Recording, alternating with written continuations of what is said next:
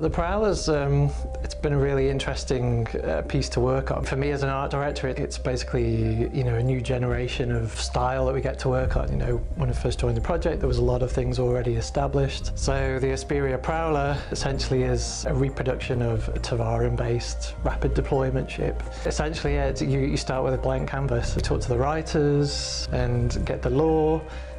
Speak to the other art directors. This is probably the first time we've really all probably sat down right before the get-go and just sort of said, okay, what are the things that we were focusing on for these guys? Josh had already done some character work, so we took a little bit from that, but characters don't look like ships necessarily.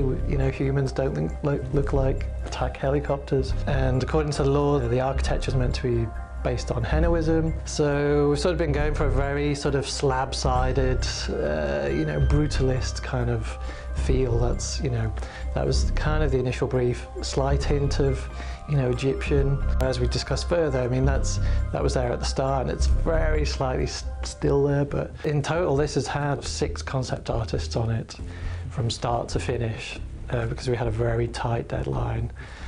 There's always a high amount of pressure because it's all exploratory basically, and I've got to give Chris some things to work with basically, so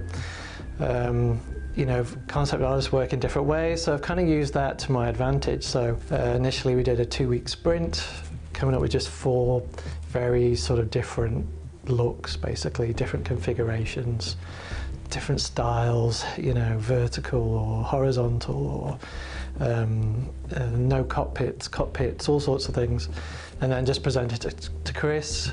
Say, hey Chris, what do you like? And so he's like, well, like a bit of A, bit of B, which is fine because I kind of liked all the designs anyway. So it doesn't matter what Chris picks as long as I can get behind it. That's cool. In my head, I imagine it. You'd be using it in a traditional sense. You'd be flying into hostile zones. Maybe you'll have 2 or 3 of them. They'll come in, land. It's the full sort of Black Hawk Down treatment.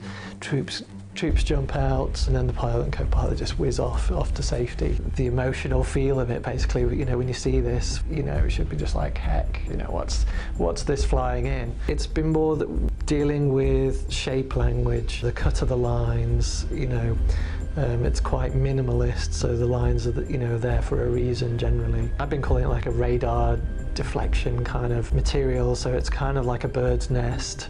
It kind of feeds into the whole avian feel of the ship. And then the interior, we've gone quite different to what we've been doing for the human ships. It's basically quite oppressive. It's like this dark red, and it's all dark red. I was sort of thinking at the time that basically when you see the troops come out, if they come out of this exit, because there's multiple exits, right? It's coming out of the mouth of hell basically. So it's just got this dark red, and then you've got this oppressive black hole kind of thing.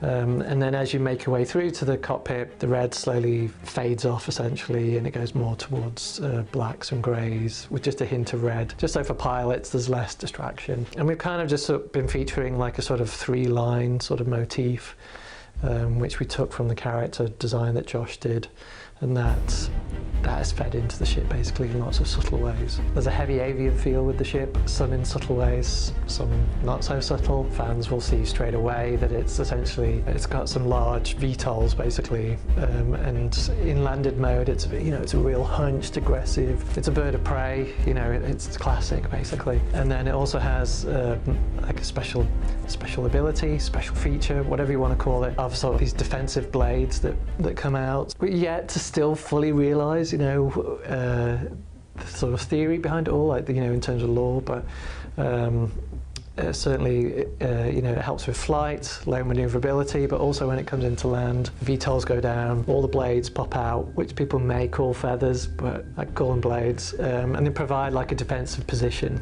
So when the troops come out, and they, that again, you've just got these huge doors that open up, and rather than just one large single sliding door, which often these ships have, we've got 4 individual essentially gates, and those have Tavaran shield tech in them. So it's kind of like the Idris in the hangar. You fly out and you go through the force field.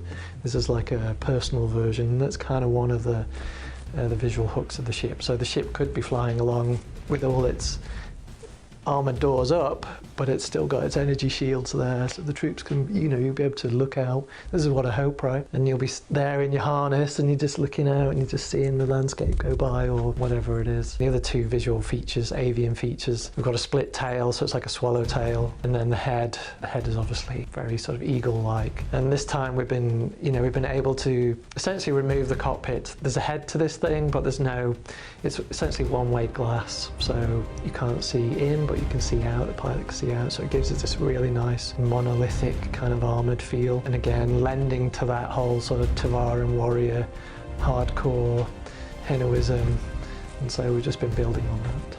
I think as players they'll really dig it, and I mean there's nothing like it in the Star Citizen universe at the moment.